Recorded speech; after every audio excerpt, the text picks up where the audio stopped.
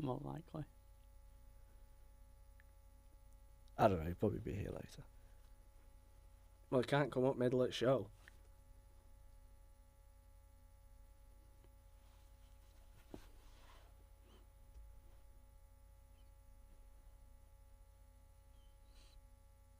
What's the surname? Who? What's the surname? The last name? Bar. Online, on your mobile and smart speaker. This is the Utter Radio News and Sport. Good evening, welcome back. It's the Utter Radio News and Sport Roundup. We're going to be talking about all the things that are happening from this week. Joining with me in the studio, I'm James, Aiden, Jacob. Good evening to you, gentlemen. So we're going to be reviewing some of the stuff that's happened. We're going to be talking about... we're going to be getting into what's been released found in the latest release of the Epstein files that were released earlier today. We're going to be talking about some news from Wigan, and then we're going to be getting into the sport as well. We're going to be talking about Salford Red Devils, the Ashes, a bit of Premier League roundup, and of course we're going to be reviewing the F1 as well. But starters, we're going to begin with news that is emerging from the United States. A treasure trove of never-seen-before photos and images from Epstein's private Caribbean island, Little St. James Island, has been released by the House Oversight Committee by the members of the Republican Party, the Democratic Party. That's very important. So Democrats on the House Oversight Committee have released new images of the infamous island. The images show several bedrooms in the US Virgin Island home alongside masks on the wall, a phone with names written on it, and different bits and bobs as well. But I think the place to start is that I'm going to ask both of you is, do you think there was anything in the photographs that was particularly incriminating? Any evidence that you could see particularly? From the ones that I've seen up to now, I don't think so. It's more just very weird, like very just random things that you wouldn't expect. What did you find particularly weird? What stood out, if that makes sense? I think the classroom, like the faces on the wall, were a weird one. That does look very strange, to be fair. That actually trying to think of it in your head, and you're seeing that there's a room full of like inanimate faces. That just looks. I mean, that isn't normal, is it? It's deeply sort of macabre, isn't it? Yeah. It to put it normal, it's a bit grim. It definitely is. But I think what really kind of creeped me out a little bit looking at it, what's with the dentist chair? Yeah, it's a bit... Do we know if Epstein had a private dentist on his island at all? I mean, nobody knows, do they? Nobody knows. If you just pause it there a second, it is baffling. Why would you have a brown... It's the same colour as the face as the masks as well, yeah. The chair, which makes it even more unsettling. And it's just deeply, deeply uncanny. It's like an uncanny valley room that he's assembled.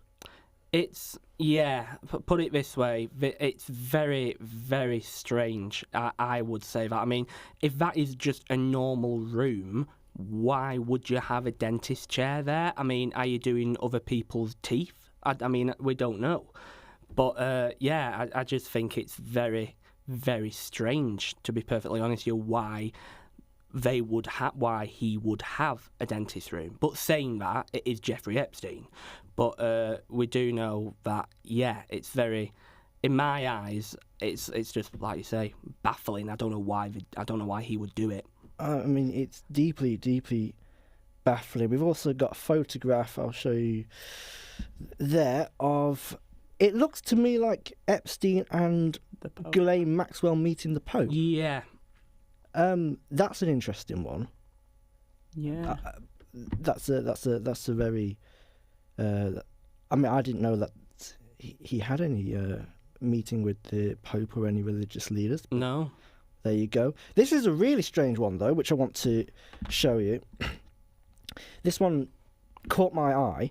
Yeah. This whiteboard here, or this blackboard, I should say, with what looks like chalk writing on it. Can you see some of the music, depiction, power? But what's really strange is that some of it's been redacted.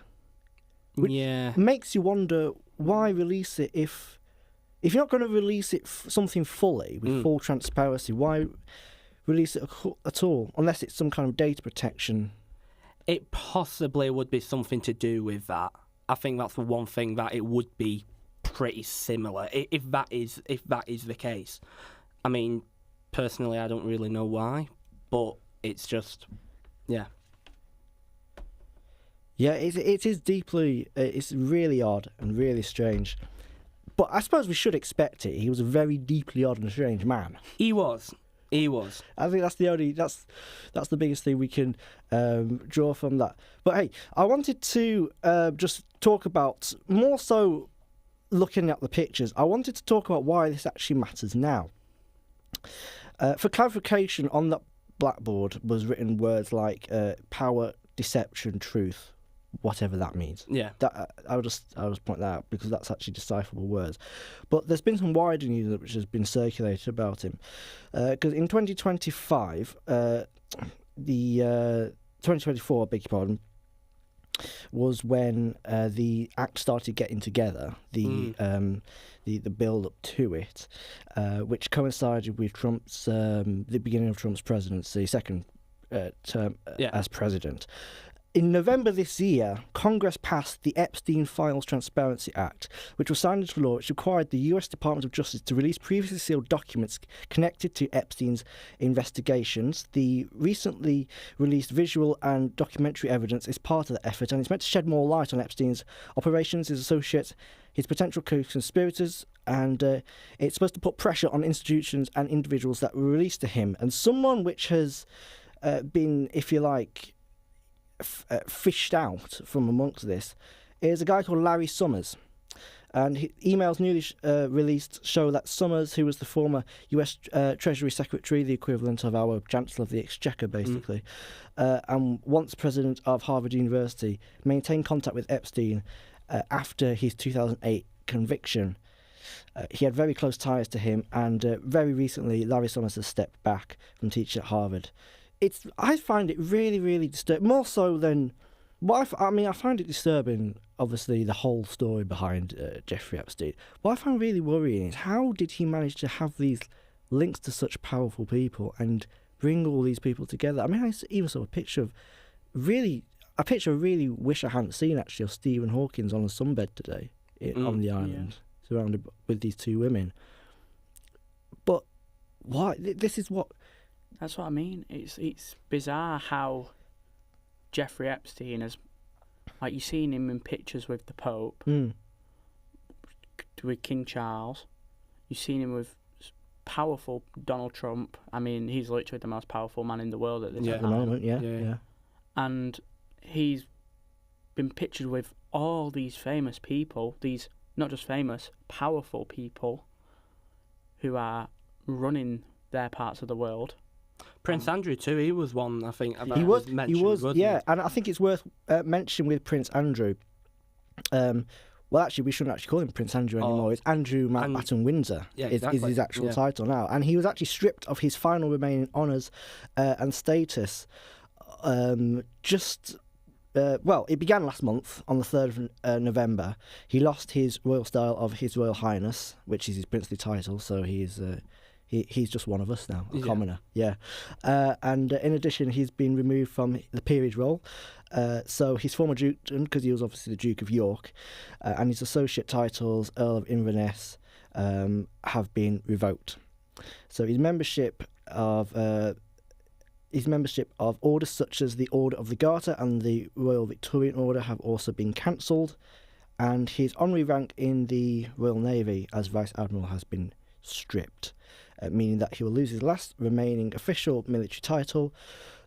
Though, according to reports, and this is very strange, I don't know why he will retain his Falklands War Service Medal.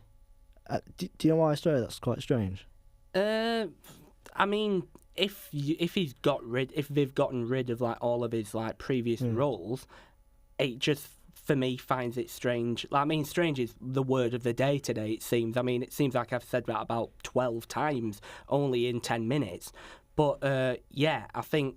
I just don't know why. If if that is the case. I mean, that might have been the war that Andrew fought in. Yeah. Which, if that is the case, then possibly fair enough. He did. He was involved in the Falklands conflict. Well, yeah. if that's the case, then fair enough. Then Yeah. you could.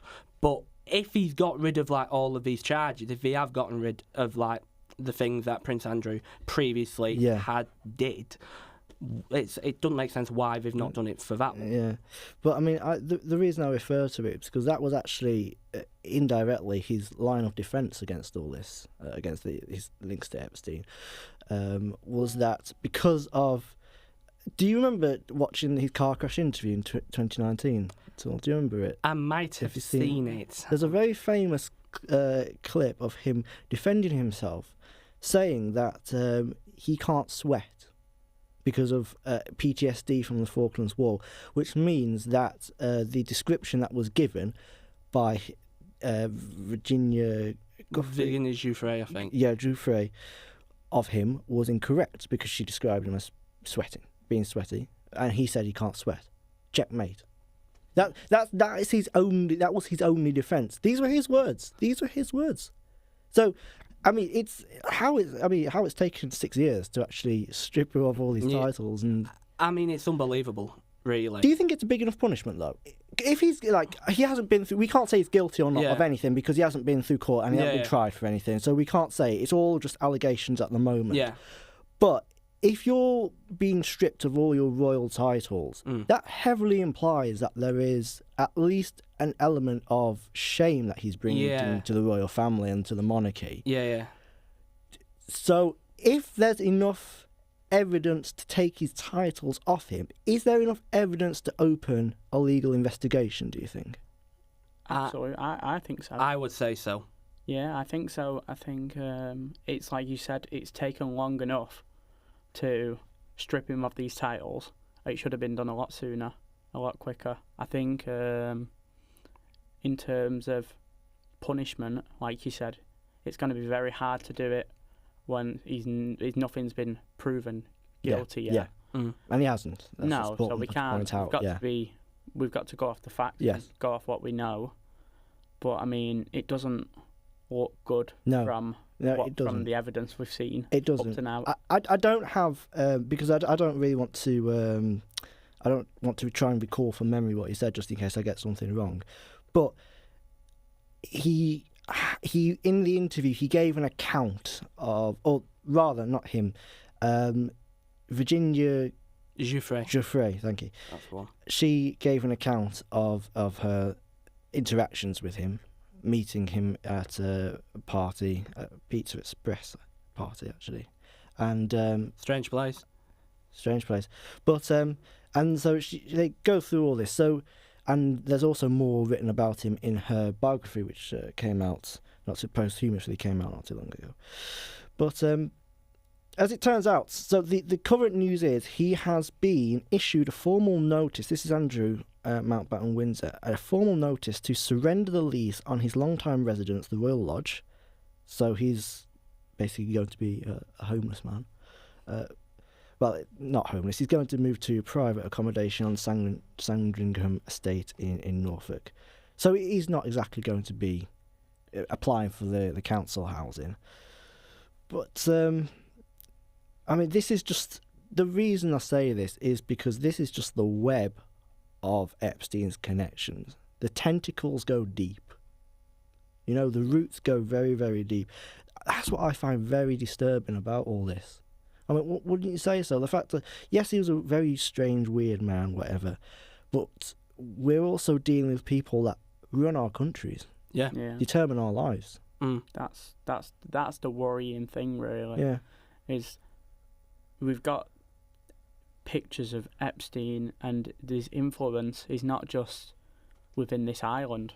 It's obviously it's a massive part of it, but this is influence and all these deals being made. We don't know that currently, but you can imagine some of the stuff people who he's dealing with, and it's really is dangerous. The fact that this is, like you said, this is surface level. Yeah. We're only going to get more information coming out, more what you would imagine worrying information, and with the amount of powerful people involved. It's a messy situation, I think.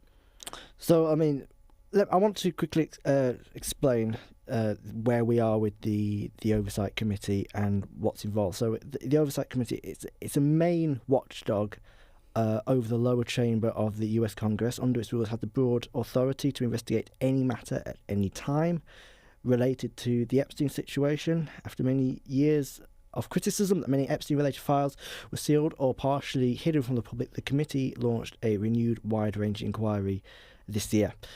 And it will bring together all the powers of the federal government will be used, prosecutors, agencies, the justice system, to handle investigations into Epstein, his close associate Ghislaine Maxwell, and to assess any potential mismanagement, cover-ups, and to consider any forms to prevent similar miscarriages of justice in future sex trafficking cases.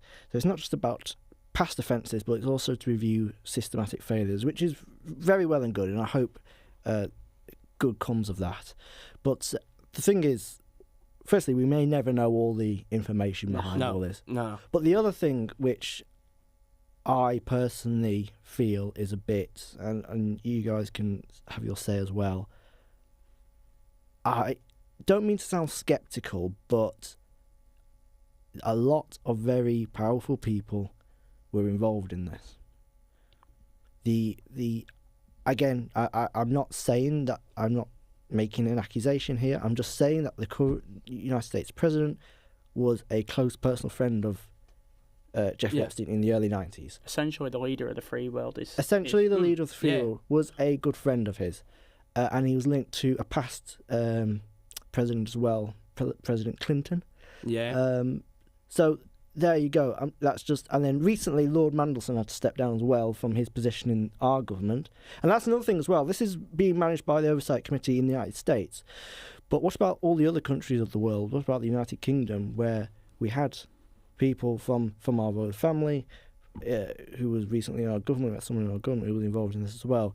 Does every country in the world, or not every country in the world, but every country with people known to be involved with, who had people involved with Jeffrey Epstein in positions of power? I mean, Ghislaine Maxwell was a British lady. Yeah. Yeah, she was. Her dad was Robert Maxwell, who was a media mogul, essentially. And he was he's an MP as well. Powerful.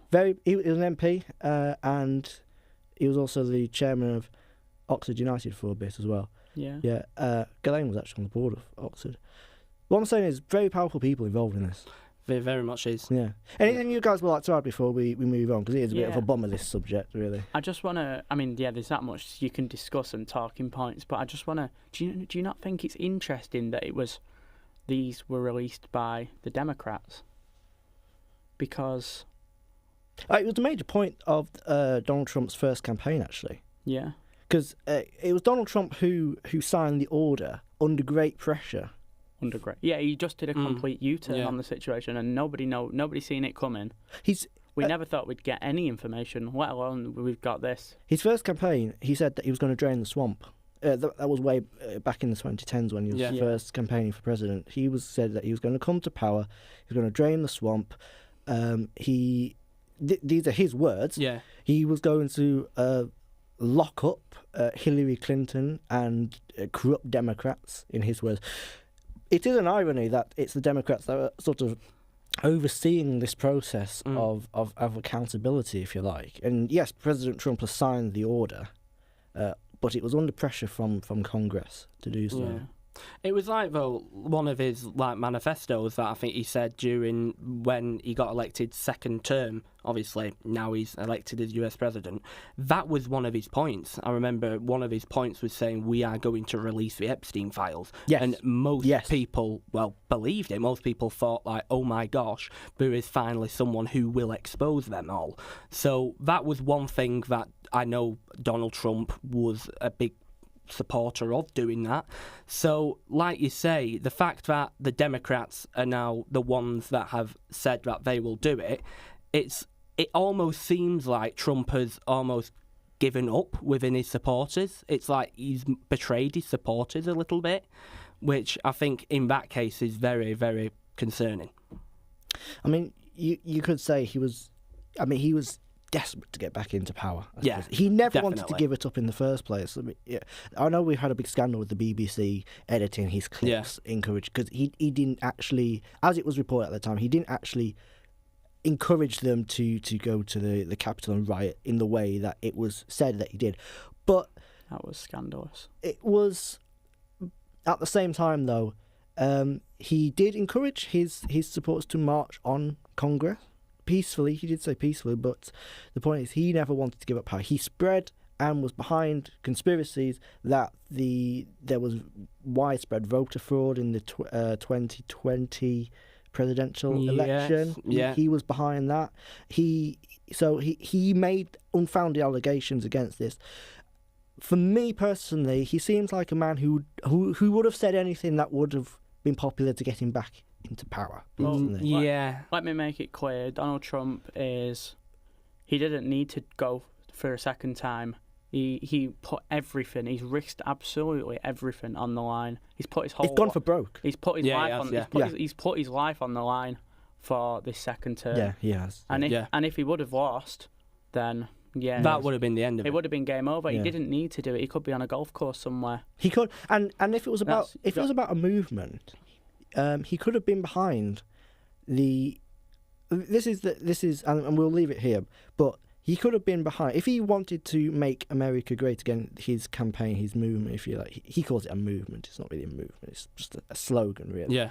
But if he really wanted an ideology to be passed on, he could have essentially prepared an heir, a successor for himself, someone younger That's what he's doing now. to pass it on. Possibly, yeah. But the point is, I can't remember how old he is. He's quite elderly, but he wanted to get back into power himself. You know, Yeah. he wanted it.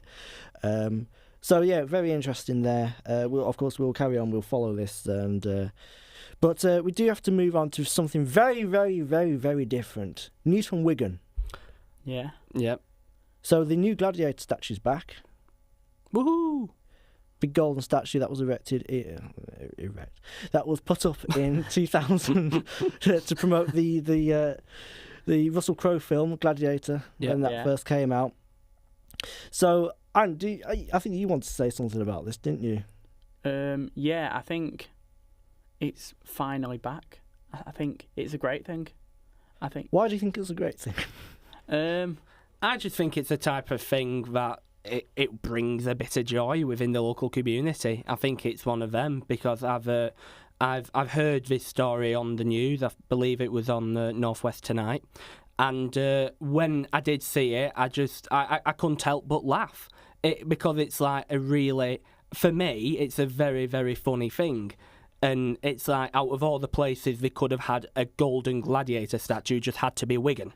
Yeah, he just summarises Wigan perfectly. I think it's. I mean, we've got an image on the screen now. We went through Jeffrey Epstein's house, so we may as well examine this one as well. For anyone who hasn't seen it, I'm going to try and give a description. So it's about a 30-foot statue. So if you were to lay it across a football pitch, it'd cover nearly one half. Yeah, near enough. Yeah, near enough. From about the D to the halfway line. Yeah, it's fully gold, although as you can see, it's quite quite interesting, isn't it? Quite corroded. Yeah. But of course, what we really. Well, actually, never mind. We won't go there. But and it's striking quite an imposing figure. So who was it? If we can just go back quickly to it was Grant Adamson, who's a business owner, wanted to bring it back because he wanted to. I find this spread some Christmas cheer.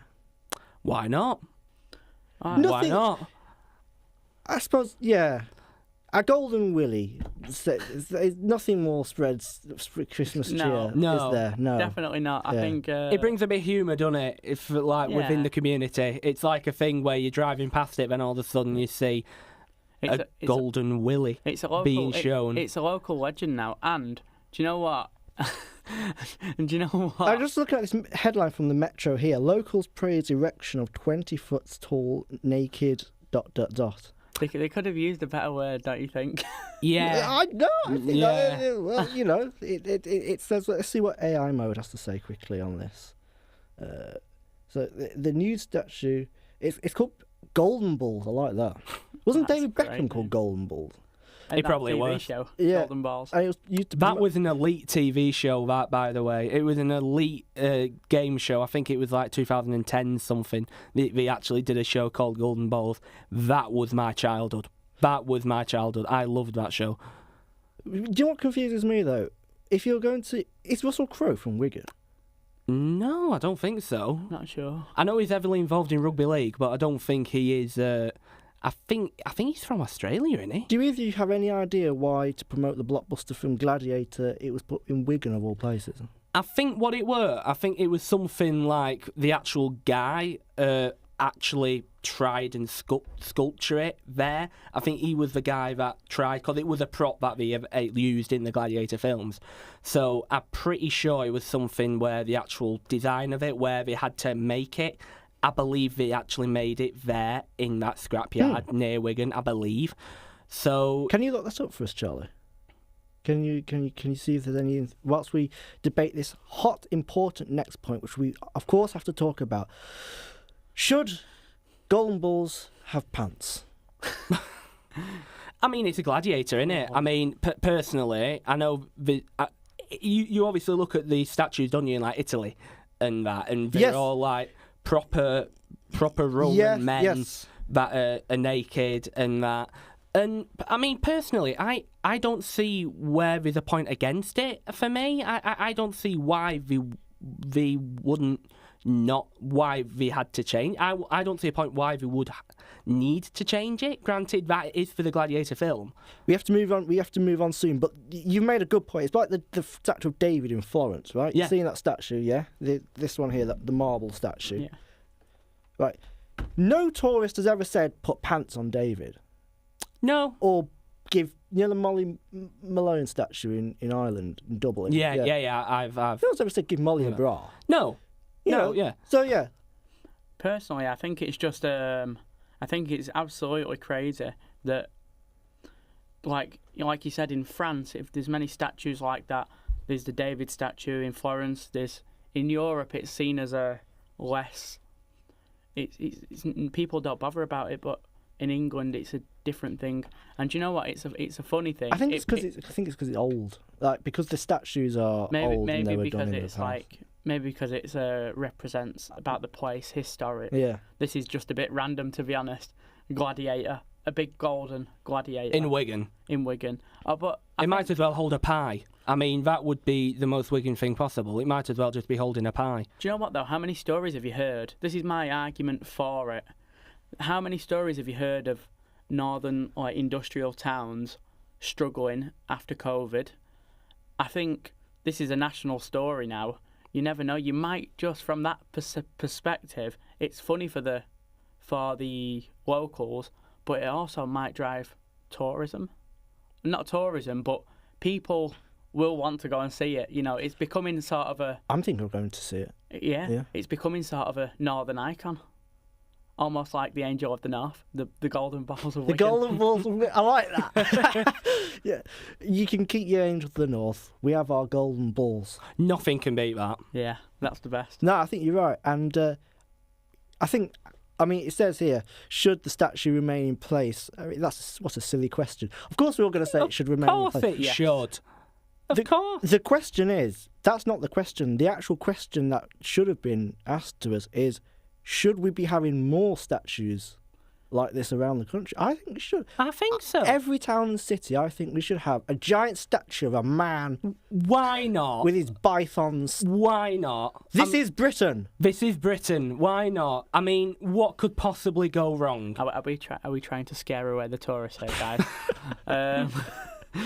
To be honest, I think it's Tourists will probably love it. yeah. I think it's a nice feature in Wigan. But I think if you add pants to it, it just do you not think it makes it look like it's just any other statue? Then nobody cares. It's not even a story. Like Wallace and Gromit. Like Wallace and Gromit If you put sketch, then pants if on you do thingy, that. that GB News would say it's woke nonsense. Yeah, And for Yeah. once, I'd back. I would agree. Yeah, I would. yeah, I would as well. So yeah, spreading Christmas cheer. Good on what's his name, Mr. Adamson. Mr. Adamson, Well done. You're a good guy. good guy. And Wigan Council, you leave it where it is, or we'll boo. Anyway, right. Please, I beg you. Let's have some sport. Online, on your mobile and smart speaker. This is the Utter Radio News and Sports. So then, in sport, shall we start with the bad news, which is getting slightly better? Shall we talk about the Ashes quickly? Yeah, why not? So I'll briefly preview what's happened. So the first test, Australia won. So they're leading 1-0. In the second test in Brisbane, Joe Root finally got his first ever century on Australian soil. Hallelujah. So, well done, congratulations to him, helping England reach 325 to 9 by stumps. And Zach Crawley was the opener after England lost 2 early wickets, and they had a 117 run partnership there. So what does this mean? Well, firstly, it's, like we say, a huge congratulations and a huge milestone for Joe Root, who's been a great player for England over the years. But I think it gives England real hope of getting back into this test series, doesn't it? Yeah.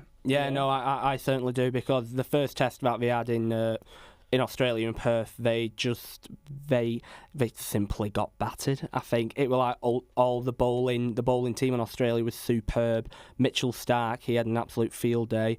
I think ultimately there in Perth, Australia were the ones that needed. They was the one that wanted to win more. It seemed we pretty much didn't have a chance. I thought England in that game. So especially to have this, especially in the innings when the 9th wicket got taken, Jofra Archer came in and he actually did a very, very good job actually steadying the ship. Him and Joe Root did a very good job. I mean, Jofra Archer, he ended up getting 32 runs, which for a bowler and someone who doesn't usually bat, It was very impressive. I thought it was very impressive. So I think they've given themselves a real hope. I mean, we'll have to see what Australia do in the second day.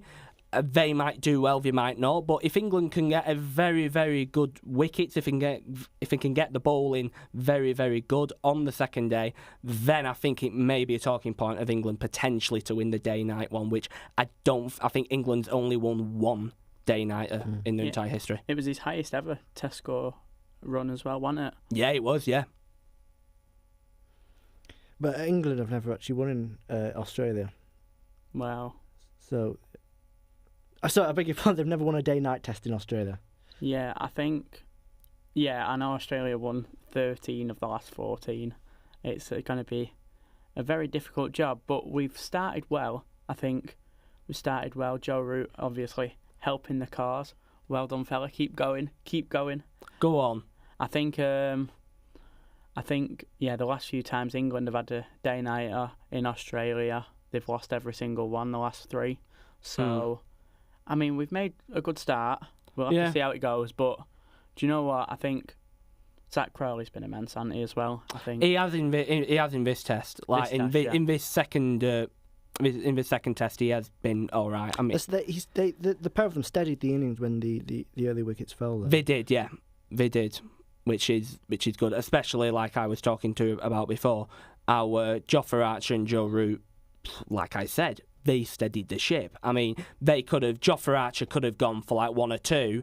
And then if that's the case, it would have been a point of where Australia might have had 20 minutes to potentially, I don't know, get like 50, 60 runs on the board. And then if they've got that, when the second day comes, where they've got a whole day of batting innings, then it won't be great on England's point of view. So the fact that they did steady the ship, I thought was very, very good. And it was a sign that Brendan McCullum will certainly be happy about.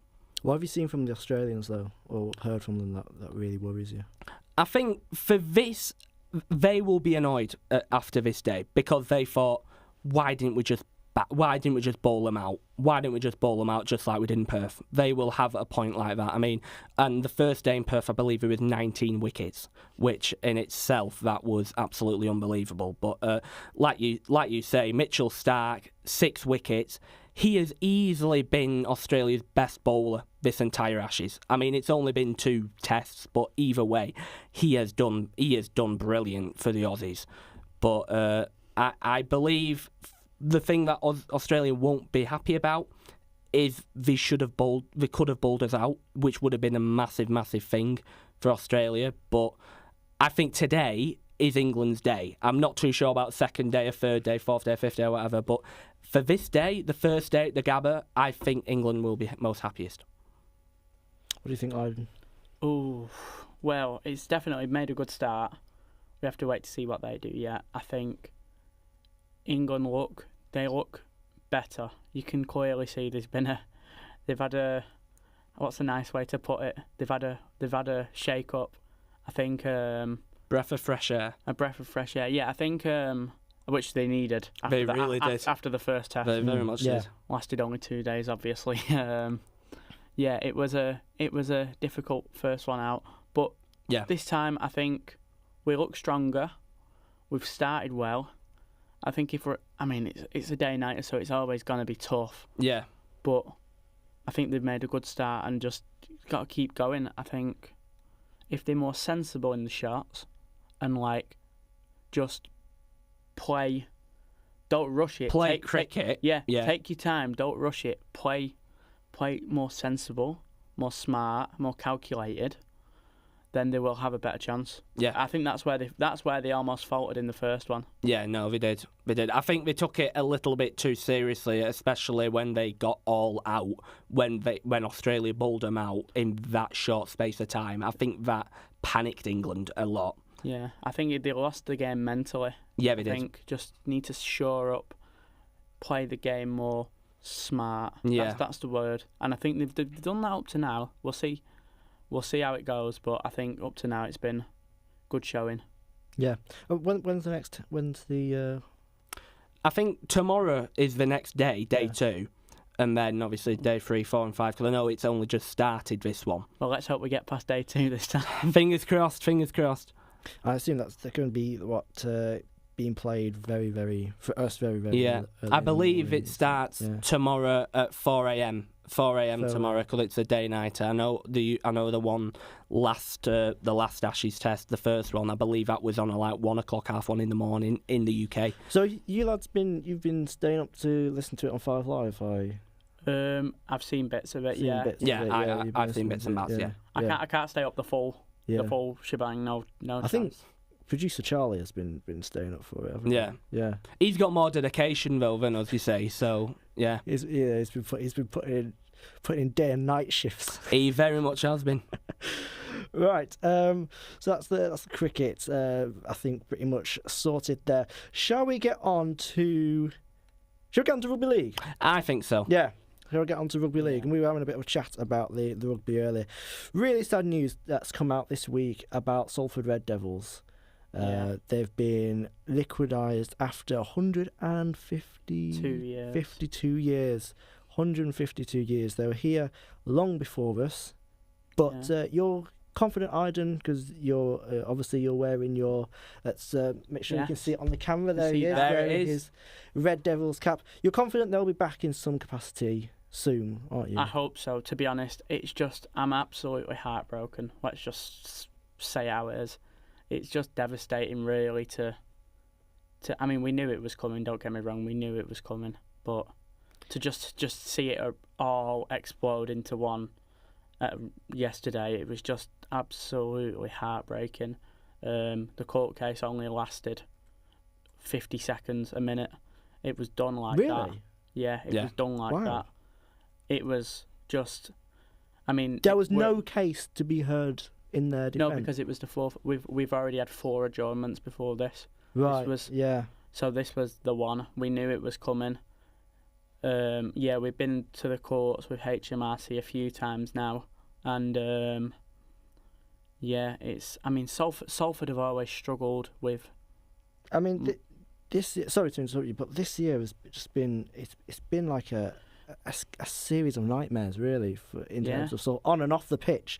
I remember this because obviously I follow St Helens a little bit because my dad is from St Helens. The 82-0 drubbing, but that, I mean, if you used to see that result on paper, I was there that day. But we recovered yet? Don't worry, I've seen much worse in the time between then. I mean, what was do you remember the average age on the pitch? It was very, very young, wasn't it? Yeah, well... Very young. Well, the owners originally came in February. It was the eve of the Super League season kicking off. I remember going to a pre-season game against Midlands Hurricanes down in Birmingham. And we had rumours coming through about Salford's situation, and we said, "Oh, we're going to be rich." Remember on the way down, everyone was like buzzing because these owners are coming in, these rich guys. We've got a Swiss. This is the Ryan Reynolds and Rob McClenny. This is the Deadpool story of rugby league. Yeah. And well, that's what we all thought. I mean, Salford historically have always struggled financially, only surviving on gate receipts and shirts that they sell. But they've always struggled. I'm talking years back, and it's just all finally exploded with these owners this year. I mean, I'm reading because on Sky News have Sky Sports put together like a timeline basically of what's happened here. I'm reading through it, and it reads more like the script of a Netflix documentary, a Netflix drama. I'd be very surprised if it doesn't become a Netflix documentary one day in the future. But some things that stand out to me, there's really strange, apart from the terrible, the terrible financial situation that the club was in, some very odd off-the-field personal issues as well. I mean, we talk about there's players obviously not getting paid every month, mate. Every month, literally. Ryan Briley, talking about the mental health of players deteriorating, young players having to be fielded. We had a chief operating officer had to resign, saying she was told to sleep with an individual. What's going on here? Yeah, I mean, the owners are a disgrace. I mean, as fans, we've been the word is in the shadows. Yeah. Nobody knows what's going on. We're still paying for the tickets. We're still paying the shirts. There's a core of about 3,000 Salford fans that will never ever let the club die. They will never ever stop singing. I think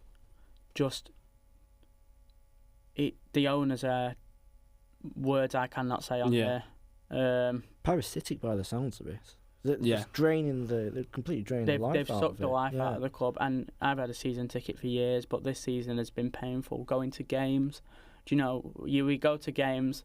I can't remember the last time we had a close game, other than the one towards the end of the season against Warrington. Yeah. But every time we'd go into the game, and it's just.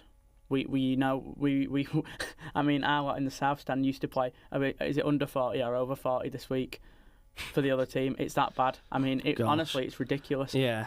I mean, it's a similarity between yourself and Sheffield Wednesday's situation with Shanseri. Yeah. But I think the difference is that played out over quite a long time, and at least they enjoyed a season of being up there in the playoff. You enjoyed no such.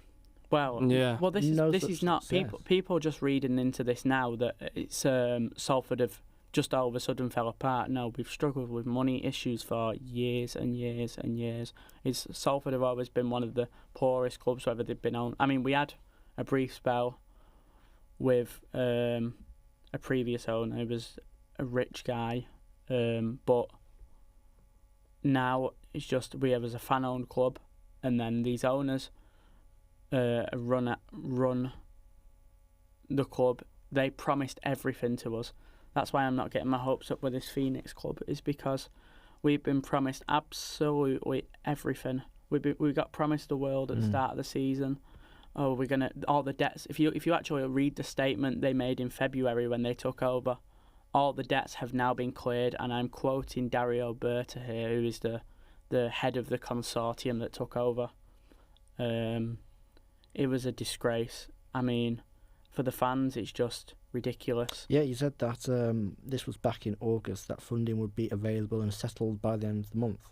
Well, the funding's been coming since February, apparently. So, Just don't make sense, doesn't it? no. Well, I'll break it down like this. From a non-Salford perspective, their idea so the consortium is 2 people from LA, 2 people from New Zealand, relatives of Chris Nennan, who is one of our coaches, and the head of the consortium, Dario Bert, is a Swiss businessman, allegedly. Nobody's ever seen him or heard of him, but I'm surprised he even knows where Salford is on the map. exactly. So this is my point I'm trying to make: is they're not rugby league people. One. Yeah. What this is about is the stadium and the land, because I don't know if you know where it's not the AJ Bell Stadium, the Corpac Stadium is now. It sits right in a perfect place. There's lots of land there. It's just 5 minutes away from the Trafford Centre, Old Trafford football stadium, on the AOL. It's a prime location, and they come in for the land, essentially, for the stadium. They wanted to buy it in about July. Salford City Council exited a deal with them after they realised these lot of frauds, no money's coming. And so can I just ask a question? Because Sale, am I wrong in thinking Sale also play there as well? yeah, Sale. So what's happened to Sale? Well, Sale haven't got any issues. It's owned by the council. So it's owned by the council. The council were trying to make a deal with these owners for Salford's owners to take it over. I see. And so they bought Salford thinking they can get the land, because all that land round there, the Trafford Centre, is owned by Peel. Peel, and so they essentially wanted the land. Peel, because obviously you've got the Trafford Centre is one of the biggest shopping centres in the UK. You've got the Chill Factor, Old Trafford regeneration. They knew they knew this was coming. That's going to generate billions for the economy, and they wanted this nice prime bit of real estate just sat here waiting. Yeah, and they've realised, oh wait, we can't scam our way to this land, so we'll take the club down with it.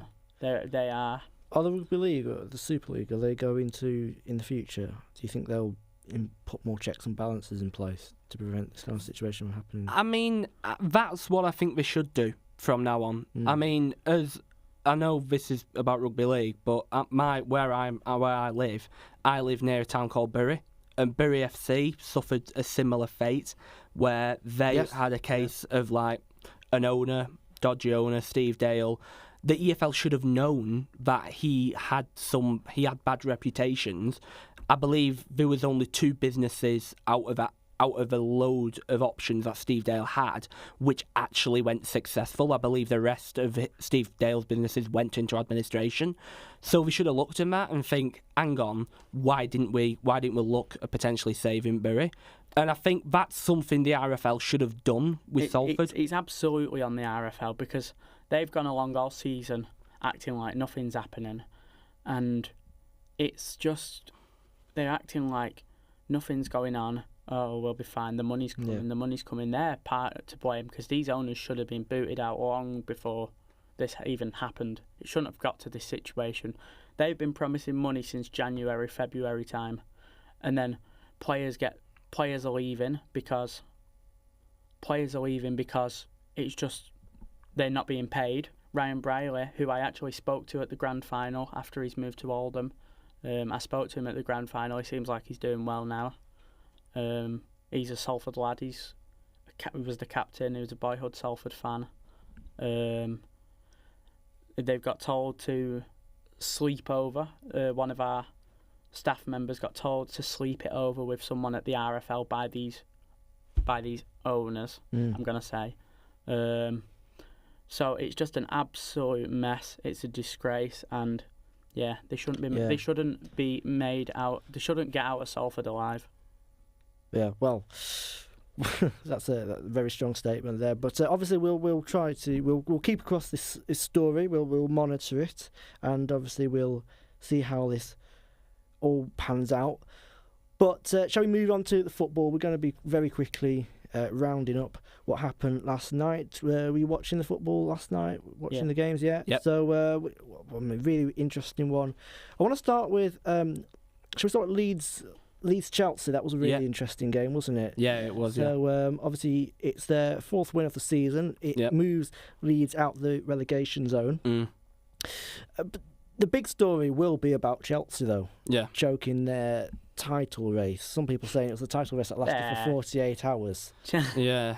Chelsea aren't in a title race. No chance. I mean, what I will say is what a win that was for Daniel Farke. He needed that win. Absolutely needed that win. I mean, there was talks before of him potentially getting sacked. I heard rumours. So the fact that Leeds United were able to produce this performance at home, at a rapturous Ellen Road, it was like it was like Leeds United knew that they had to win this game, and they did in quite some style. And I mean, it was also another where we talk about kind of redemption stories. Yeah, Dominic Calvert-Lewin. Oh yeah, getting his first goal as well.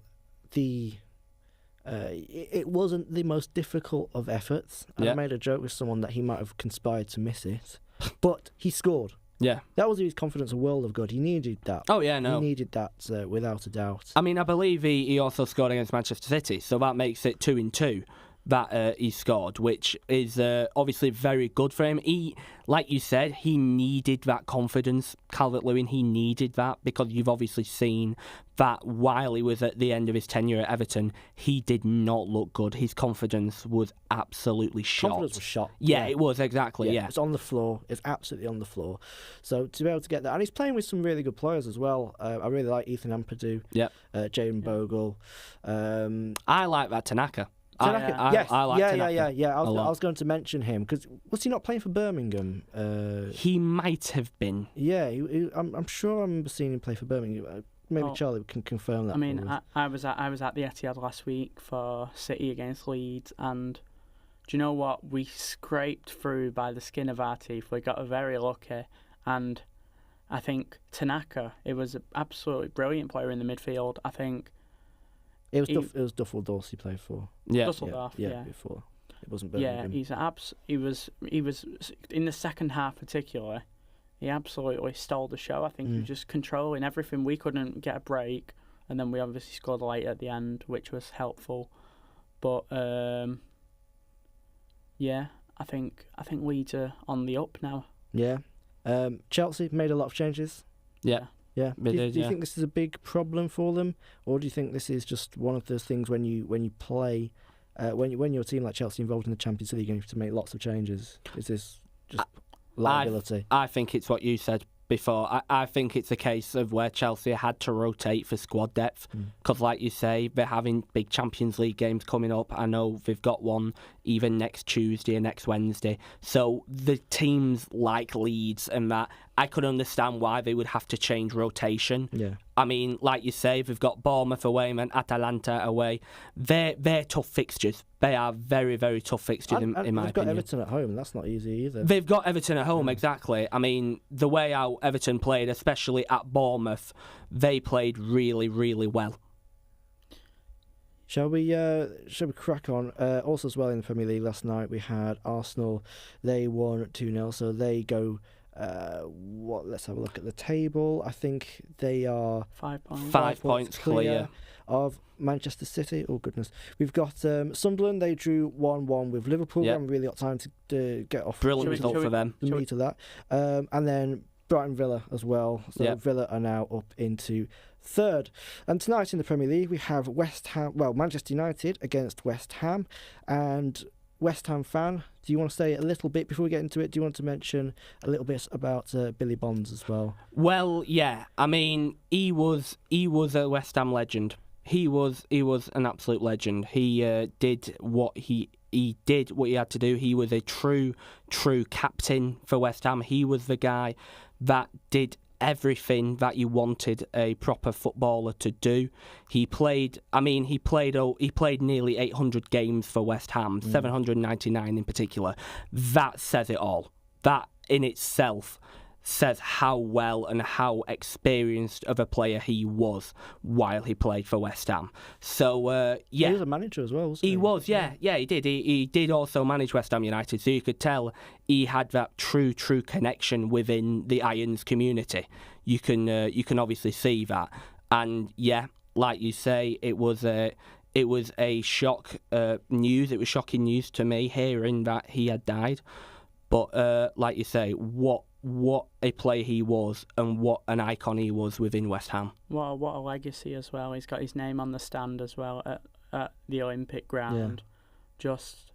Yeah. What a legend at West Ham. You're going to see obviously West Ham, Man United West Ham tonight.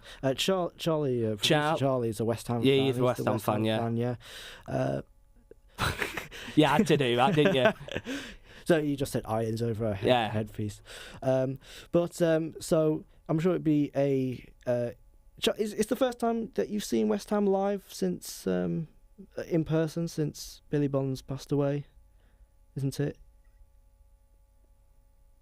All right, but it will be. I'm sure it'd be a. Well, let's get into the game actually, because I thought West Ham probably didn't do giving the best. I think the big thing about this game is they're without Lucas Paqueta. Paqueta. I think that's the one big thing for West Ham, the fact that they're without him.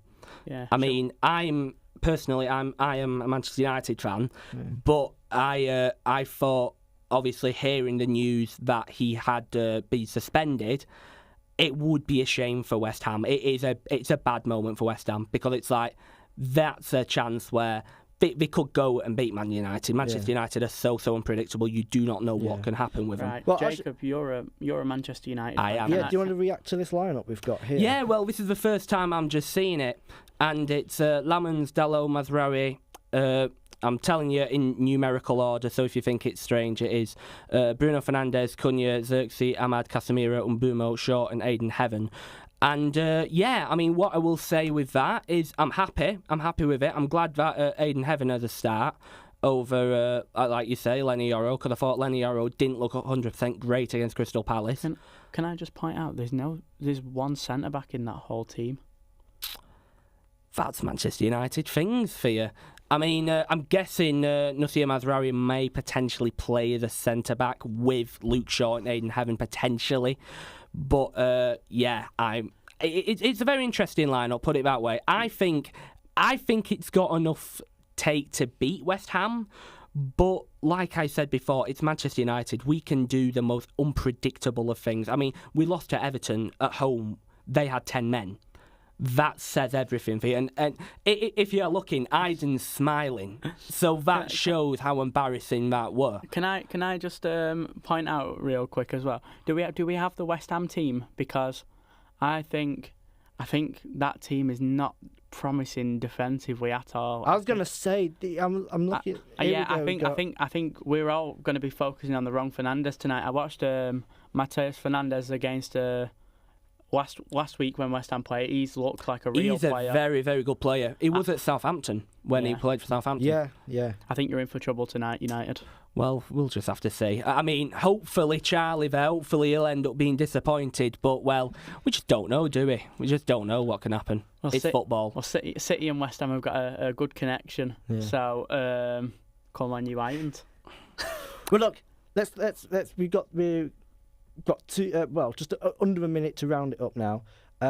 Very quickly, Sunday, who's winning the closest finish, three-way finish since 2010? Who's winning the Drivers' Championship? Max Verstappen. I want Verstappen. I think it'll be Norris. I think it'll probably be Norris as well. I just think might just pip him to the post. But anyway, look, it's been a fantastic end to this season in the Formula One. And it's also been a spectacular end to this show as well. Great show. Great to have you on. Aiden, Jacob, thank you very much for joining us. This is our penultimate one, isn't it? So we'll be back next week, hopefully all being well, and discussing whatever goes on in the world then. Obviously, we'll be talking about whatever happens in the Premier League tonight, and we'll also be wrapping up the F1. But thank you very much for joining us. Have a good evening. Take care. Online, on your mobile and smart speaker. This is the Utter Radio News and Sports.